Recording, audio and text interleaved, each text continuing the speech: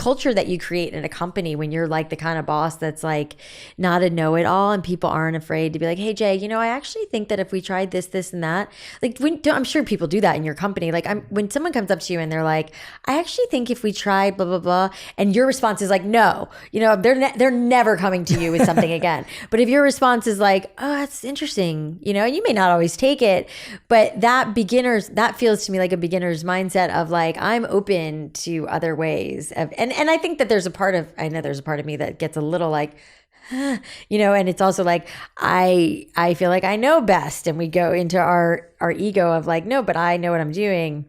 But embracing what somebody else is bringing to you, I think is really powerful. And that's something that took me a long time to get comfortable with. Yeah, there's something that you've reminded me on. You talk about this on page 52. You're saying being open to feedback, personal or professional, is a practice, a learned intention to stop, taking the information, maybe go on a walk, take some deep breaths and come back open to hearing what someone else is feeling. Mm-hmm. And I wanted to ask you, what's been the best or most memorable piece of feedback that you gained on your professional journey that's kind of stuck with you, where maybe even in the moment it was so painful to hear, but you now look back and go, I believe that? Well, I think thinking of feedback as a gift, which I learned pretty early on. And I remember, somebody in our company who said it, I heard her say it once and I was like, wow, that's so profound, because if you can be open to what someone is telling you, which is so hard and it is painful. And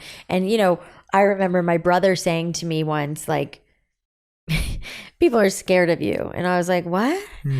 Just no awareness on my part. Like, I was like, what are you talking about? What are you talking about? What do you mean people are scared of me? Like, and he was like, well, because, yeah, that's a joke. But in the moment I really was taken aback by it. And I was like, I'm so nice. What do you mean? And he was like, well, you walk in the stores and you lose your mind. And I was like, I do that because I'm so passionate, and I was covering it up with like, I'm so passionate and I want things to be perfect. And I did, but I would learn over time that walking in and like, you could see it all over my face, because I was like, why are the floorboards dirty? Why is the music not up? Why did this person not get greeted that way?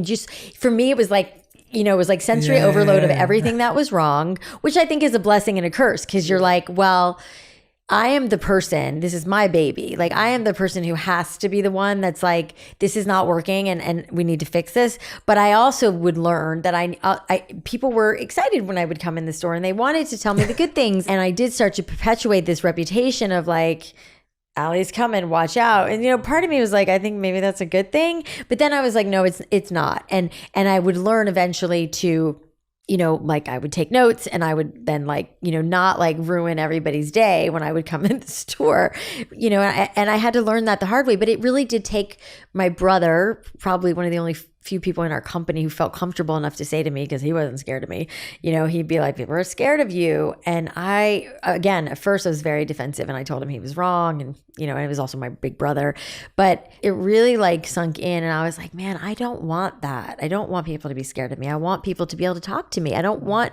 people to feel like they have to protect me either, which was also another thing that drove me crazy and still does to this day. Like, I don't, and I'm sure you agree with this. It's like, you don't want to be surrounded by yes people. Like, please, no. Tell me the truth. Tell me what people are saying. I want to know what people are thinking if I can't ascertain that on my own, So if you have people around you who are willing to give you like the feedback,